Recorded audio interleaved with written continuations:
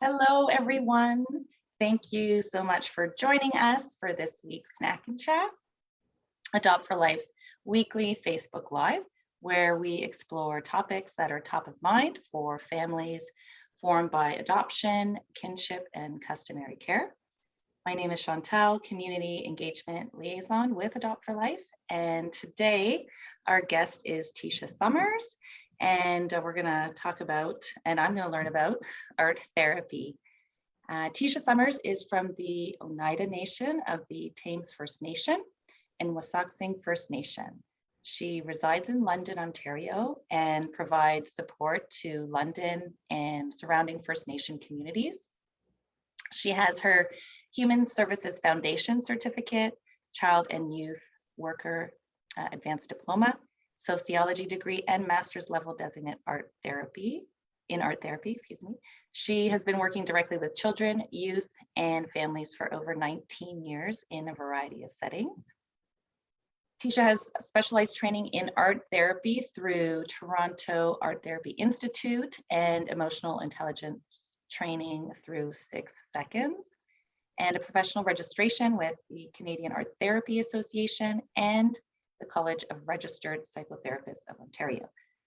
So thank you, Tisha, for joining us. And thank you out there if you're watching live, or maybe you'll be watching this later on replay. Thank you for taking the time to be with us. Feel free to ask your questions or add your comments in the chat box. And I'll just take a brief moment to remind you that we are live streaming on our public Facebook page. So anything you share in the comments is something that is going to be publicly available. So I'm just asking you to be mindful and not include any identifiable information, so names or health information, when discussing or asking questions in regards to your children. So with that in mind, we'd love to hear from you, and we hope that you find this discussion informative and engaging. So welcome again, Tisha, and thank you for taking time out of your busy day to join us here on Snack and Chat. Yeah. And if you're ready, I think we'll just jump right in. Is that all right? Sure, yeah, that's fine. Okay, great. So I think let's just start at the beginning and talk about art therapy. And just for those of us, including myself, that might be new to this, like what is art therapy? I just wanted to say thank you for having me as well. And so I did want to talk a little bit about, art therapy and how it has improved my life. I did struggle with mental health myself, and, how I got through that, and how I really did process my emotions, and some of the trauma that I have experienced was through art and through art therapy. So it's been quite a journey to get to where I'm at, but I'm really thankful for everything that, happened in my life, and every sort of experience that I've experienced to get to where I'm at. So a little bit about art therapy. So sometimes people have difficult time being able to communicate their emotions verbally, communicate kind of what's going on internally, or any sort of traumas or anything like that they've experienced. So art is a really great way for them to be able to communicate that in a non-verbal sort of way. And I know myself, I had a difficult time being able to relay how I was feeling, or even knowing what was going on within myself. So art is a really great way to be able to communicate that. And, through art therapy, once we start to analyze the artwork that is created during sessions, they begin that sort of processing. So that unconscious sort of symbolism that's coming out in the artwork is then being, analyzed through the conscious part of the brain. So that's when you see that processing kind of happen from the one side of the brain to the other side. And that's when, yeah, it starts processing those emotions, traumas, memories, anything like that that they're experiencing. So yeah, so it is a form of psychotherapy, and I am registered psychotherapist as well. So um, it's really helpful as well too with many people who struggle with, selective mutism, who have a difficult time even being able to verbally say anything at all. So I find that it's really calming and relaxing, and it does help to instill like mindfulness and grounding in the present moment also. So yeah, that's a little bit about what art therapy is. That's Mhm. great. So you have your own business called Heal Through Love. So maybe you could, I'd love to know where the name came from and sort of that motivation behind creating this. Yeah, for sure. So, Heal Through Love Art Therapy, I did open it 2020 in March. So it was right before the pandemic started. So it's been definitely a lot of growing and maneuvering in this virtual sort of world, which what we're on right now. But it's really helpful because I've been able to connect with people all over. So out west, out east, up north, I've been able to really connect to a lot more people and just providing some of that support. But a little bit about the specific name, Heal Through Love Art Therapy. The reason why I decided to go with that name is because a lot of my healing work, I've been able to begin to love myself. So the meaning behind that is when you do your healing work, you will be able to begin to love yourself unconditionally. And that's so important. I think it's so beautiful. And I always say in a lot of the different workshops and stuff that I do, that we are the number one person in our lives. We're the one person that we have our entire life, right? So it's so important that we take care of ourselves and we nourish ourselves because, like I like to say as well, it's just some of the same sayings that I hear all the time, but you can't pour from an empty cup, right? So we have to make sure that we fill ourselves up and make sure that, we're not pouring from that empty cup, and we're making sure that, we're doing the things that we need to do to take care of ourselves. And we are those role models to the little ones as well, to our children. So they're the ones that are looking up to us for what we're doing to help to take care of ourselves. So it's really important we do that so they're able to see how they can take care of themselves. But that's a little bit about what is behind my name. That's great. Thanks. I couldn't agree more. And I think that hearing that message is so important and to hear it. If you can't tell yourself to hear from other people to take care of yourself first, and all those messages you were sharing, I think we all know that, especially as a parent or a caregiver, but it's so easy to be like, yeah, okay, but I'll do that later. And then we keep saying later and later and later, and then, um, things, and then we're empty, and we find, why is it so difficult for me to do this, right? So yeah, it's hard, but we have to consider it not as being selfish. It's really important to put ourselves at least at the same level of the other people that we're taking care of. Yeah, for sure. And it's definitely a lifelong commitment, right? So our healing work is lifelong, and it's something that we do need to focus on to really take care of ourselves and to ingrain that self-love into ourselves. Because sometimes we are the hardest people on ourselves than anybody else, right? We give other people compassion, we give other people second chances if they make mistakes, but we barely do that for ourselves. And a lot of that, self-talk is somewhat negative. So it's really important that we have that positivity, going on in our own mind and for ourselves. For sure. And not only a lifelong commitment, but I feel like it's like a daily commitment. Like every day you sort Yeah. of have to, it's like commit to, okay, I'm It's going to true. be gentle with myself, and I'm going to do this and have our little daily affirmations so that, we don't forget about ourselves in the busyness of life, right? Mhm. So I know at the very beginning you talked a bit about who could benefit, but maybe we could dig into that a bit more about who could really get benefit from, therapy, but specifically art therapy. So, for me, I like to say anybody can benefit from art therapy.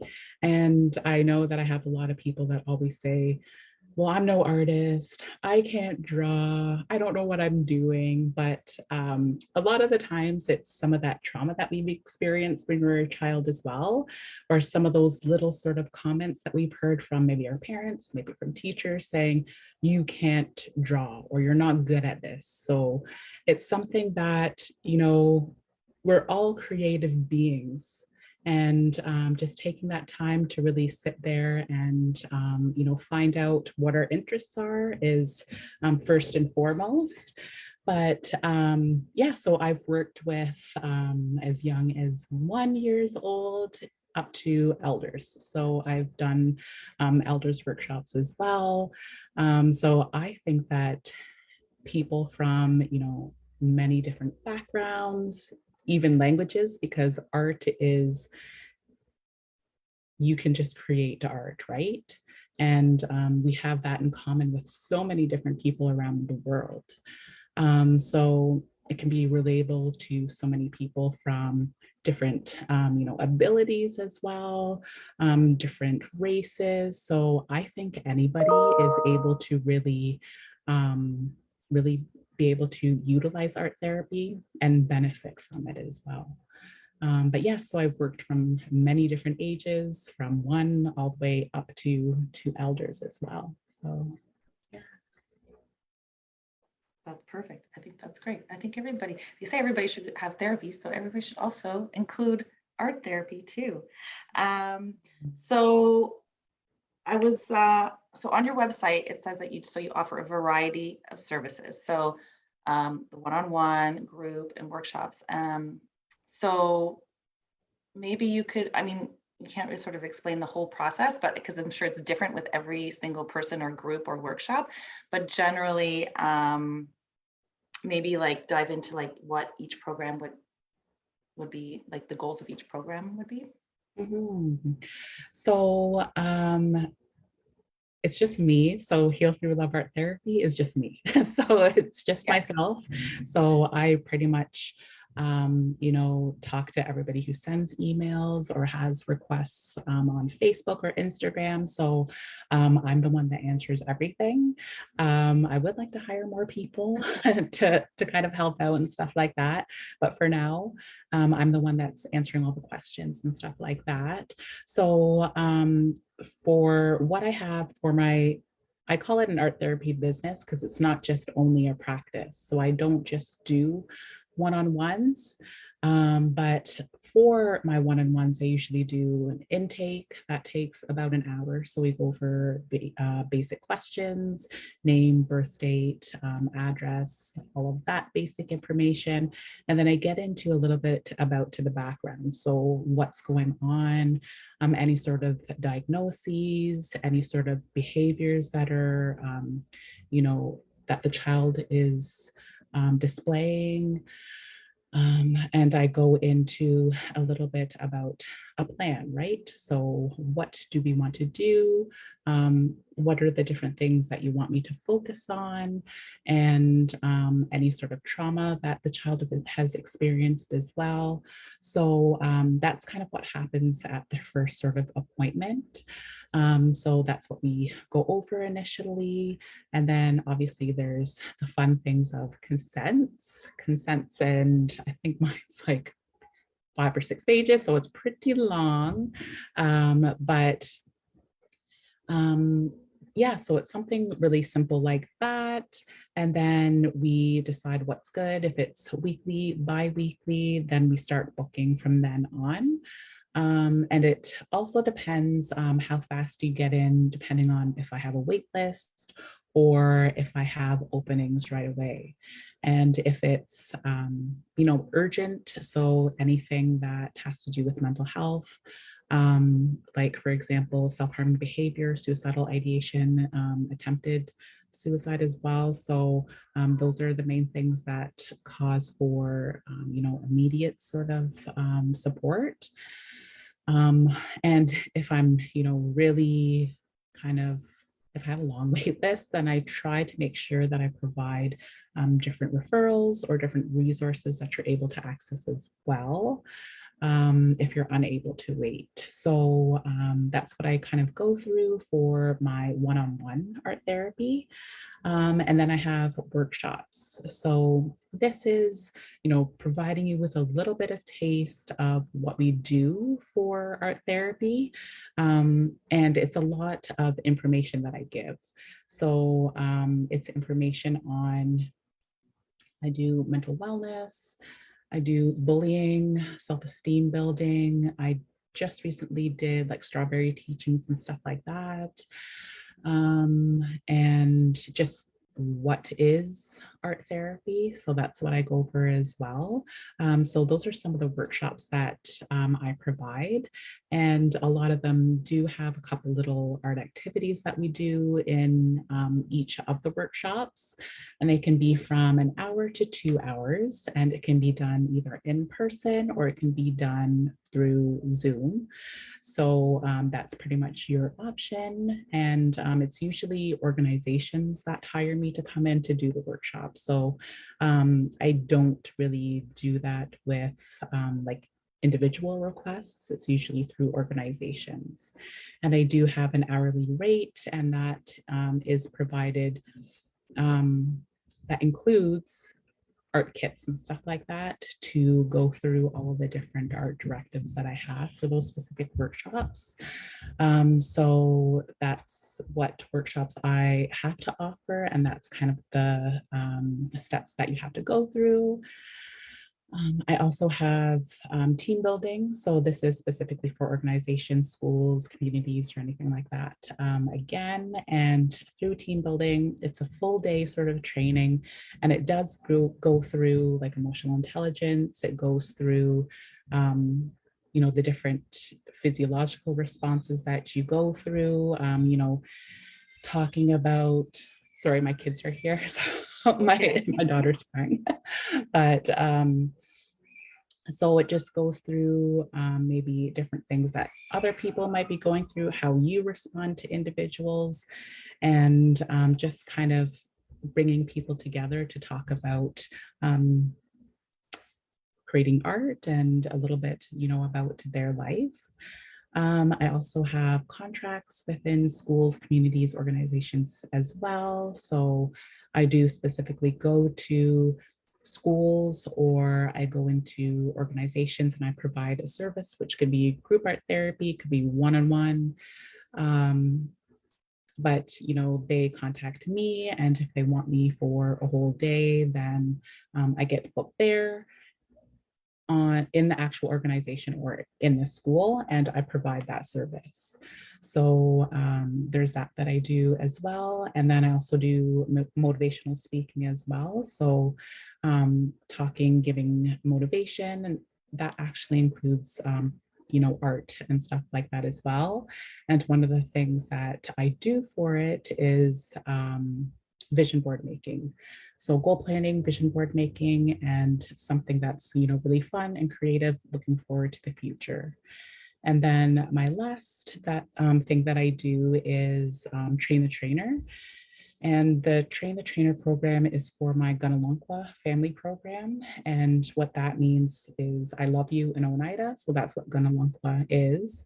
And it is specifically for families to, come together and to actually make their own bundle. So I'm not sure if any of you are aware of what bundles are, but that is, different things that you collect that are sacred items. So it could be, medicines like sage, tobacco, cedar, sweetgrass. You could have a smudging shell. You could have a drum, a hand drum. So there's a whole bunch of different things that you can create in your bundle. And through this program, it goes through, making your actual pouch for your medicines. It goes through, making the bag that you store all of your bundle in. So there's a whole bunch of different days that we focus on art therapy, as well as creating the bundles for every family to take home. So I do the training for that specific program to the workers who are going to provide it to the families within the organizations or communities. And that specific program I created through for my master's, like my thesis. So I've done a pilot project and stuff like that already. And, we've done that program with some families locally in the area of London. So so that's some of my services that I provide, and everything is tailored to exactly what I want to do. So this is everything that I do, everything that I love to do. So so that's some of the services that I have to provide. That's amazing. That's a lot of services. It is a lot of services, but me, I don't like doing the same thing over and over. So I like moving around. I like doing new things. So I think it's suited good for me. Yeah. Yeah, it offers you a variety of things and not just doing the same thing. So I'm going to, when we're done chatting, I'm going to post in the links for everyone. So your website and Facebook and Instagram for people to go back and look at all the different services. So if somebody is interested, say about one of the many things you talked about, whether it's team building or the workshop, or even learning more about Train the Trainer, it's best if they just go to your website and contact you through there. Yeah. And as you said, you answer all all inquiries go directly to you. Yes. Okay, so that's great. So if you're watching, just stay tuned. If you're watching live, stay tuned, and I'll add the links at the end. And then obviously, if you're watching this on replay, the links are already there. And you can go ahead and contact Tisha if you have any questions about any of her services. I was on your website looking around at all the many things you offer, and it says there, or maybe it was a quote from you, I'm not sure. It says, art therapy allows for individuals to express unconscious emotions and trauma. I know you spoke a little bit about this at the very beginning when we were just talking about what is art therapy. So maybe I'll get you to talk a little bit more about why that's so important to address and not leave those in the unconscious, and to sort of bring those things out.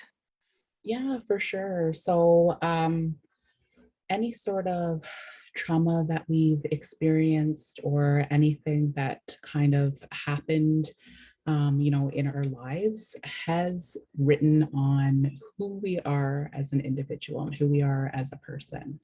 So oftentimes there could be, those physiological responses that we have to specific,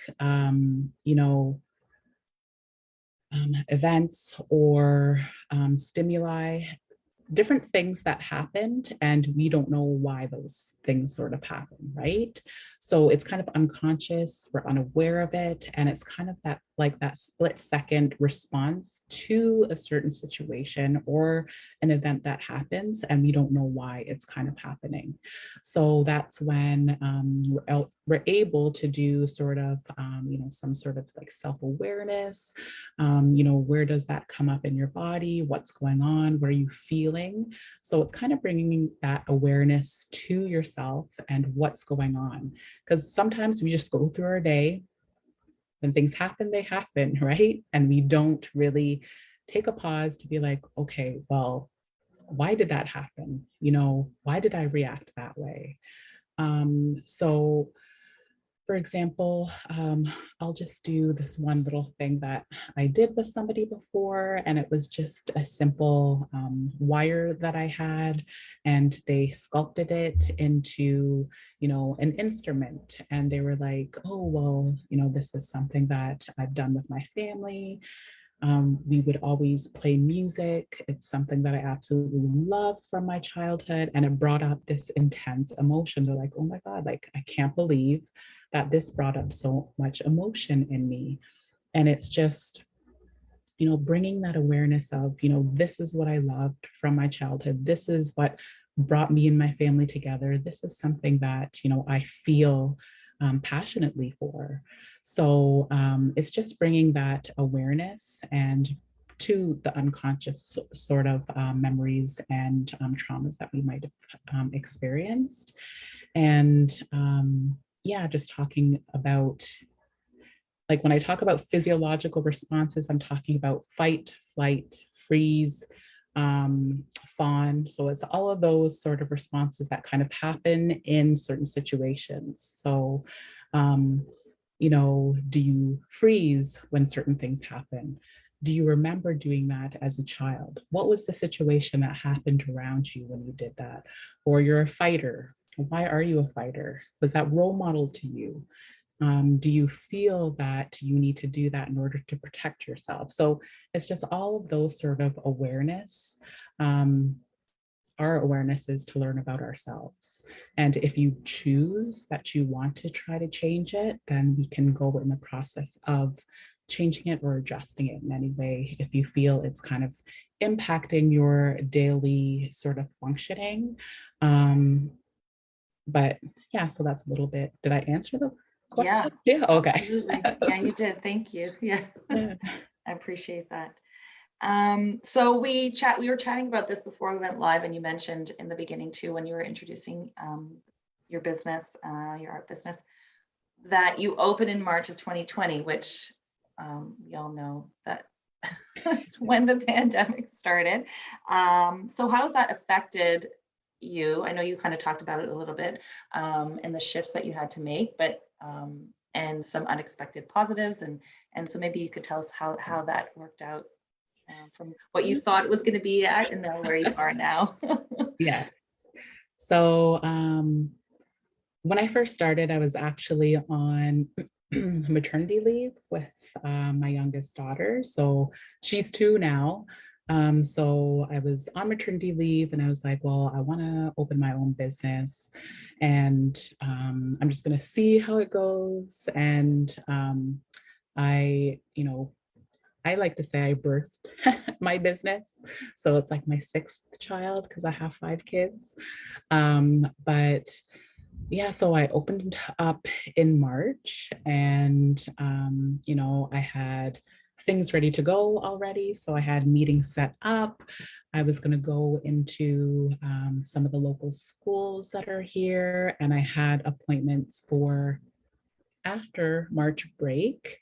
And we all know what happened after March break almost 2 years ago. So that's when we went into lockdown and when, everybody was kind of secluded and we kind of started that sort of, secluding ourselves from, the rest of our family, the rest of our friends, the world. But it really helped me, get things in place that I needed to. It really helped me be able to connect with many people from all over, as well as helped me to prepare for, this public platform. So speaking in front of large audiences, being well versed in, all of the stuff that, I wanted to do, wanted to say, and being able to rehearse that over and over and over again virtually. But I have done a couple of speaking engagements in person, which was nice as well. But yeah, and it's really impacted so many people, this pandemic, right? I've had so many referrals with children, young children, feeling depressed, feeling anxious, having extreme sort of, reactions to, pretty much what has happened in the world. We're secluded from people, our loved ones, our families. from our friends, and we don't have that communication. We weren't able to even hug people, right? And we are those physical sort of beings that need that affection, that need that communication daily with people. So, there was, kids that were, not attending school, even, grown-ups that weren't, attending the things or doing the necessary things that they needed to do. And, it was just that lack of motivation, that depression that was kind of setting in, and the fact that we didn't have that connection with, who we did before, and our entire lives changed, and it changed in so many different ways, right? So abuse really skyrocketed, unemployment, mental health, um, just everything. So it's really impacted everybody's life because everybody went through the pandemic. So we all have that in common. But the way that it has affected different people and different families have been all significantly different, but some similar as well at the same time too. But, I've gotten so many referrals and, have been asked to speak to so many different people through workshops on different coping skills, what to do. So I've provided, some of those services as well, which, all of the things that I use to help to heal myself and to help myself go through those things that I did, because I was depressed. Like, I was diagnosed with depression as well as anxiety. And I experienced self-harming behavior, suicidal ideation. So those are all lived experiences for me. So I told and I provided the skills that I did to really help for me to get through that, and provided to anybody that I could. So anybody that wanted that information, I would give it to them. So yeah, so it's been a long journey. It's been kind of up and down, but I think everything happens for a reason, like I always say. And, it was supposed to happen this way. And I think I've touched more lives than I would have if it was just all in person. So, and that's what I wanted to do. I wanted to be able to reach people all over the world, all over Canada. And in a way, I did do that, not in the way that I wanted it to be, but I did impact many different people. And I'm really thankful for that too. So, yeah. Thank you. And thank you for sharing some of your own personal experiences. Mhm. I appreciate that. And I'm sure those listening do too.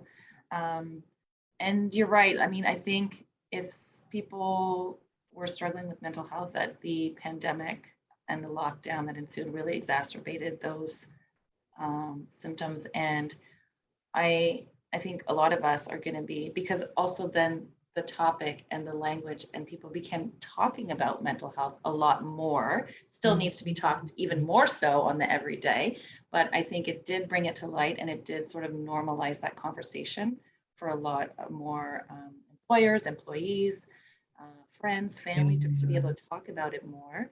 But it will be interesting to see if we can carry on that conversation as hopefully, we hope that the pandemic sort of, reduces and we go back to normal, but maybe there are some positive things that maybe did come out of it, and will we be able to sort of carry those through? Yeah, and I think the thing is, we don't want to go back to normal the way that it was before, right? Yeah. We want to make sure that we still have supports for employees or for people who are struggling.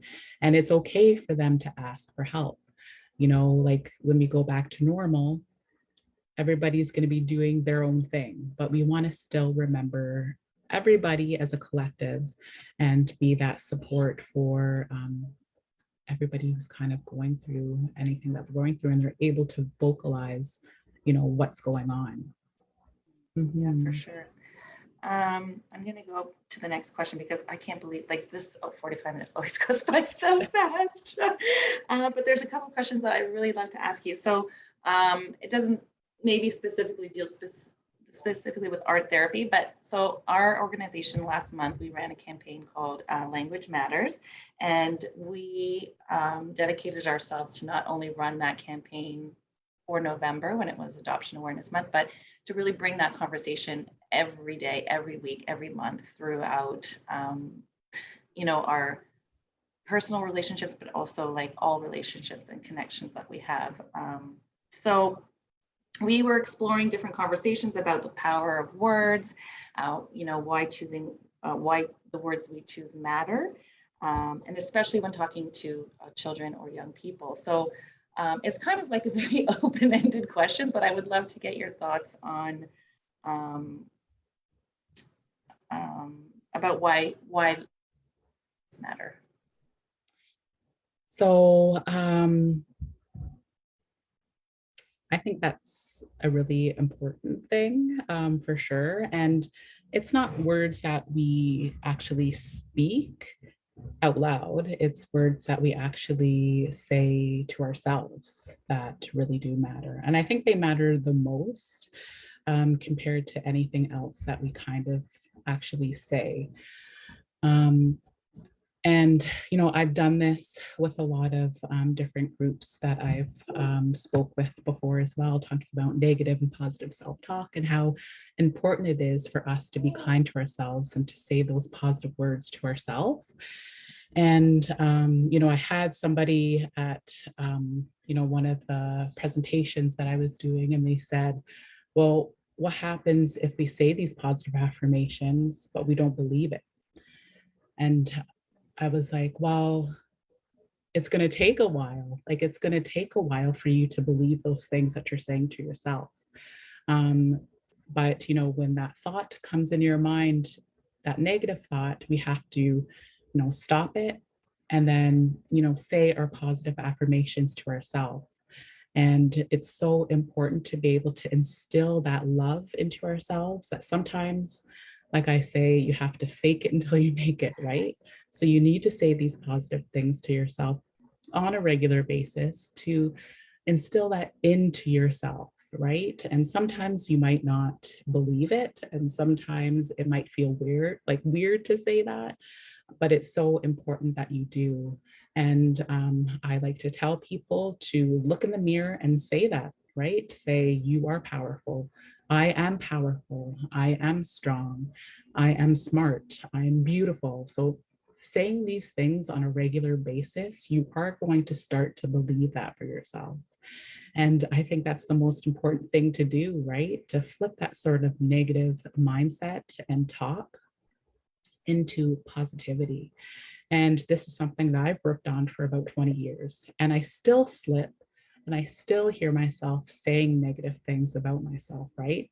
So, like I said, amongst everything else, this is a lifetime sort of struggle and journey as well to be able to, change that mindset that you have about yourself or about other people as well. Because, how you treat yourself and how you take care of yourself will show to other people and how you treat them.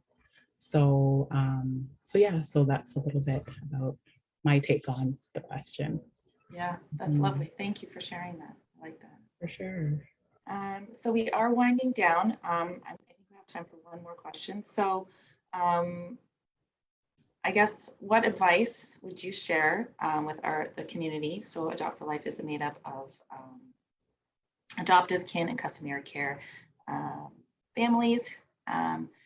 I guess what I want to ask is specifically, what advice would you share to those families who are raising Indigenous children, specifically around the importance of promoting connection with their identity and culture? I'm just going to ask this huge question right at the end.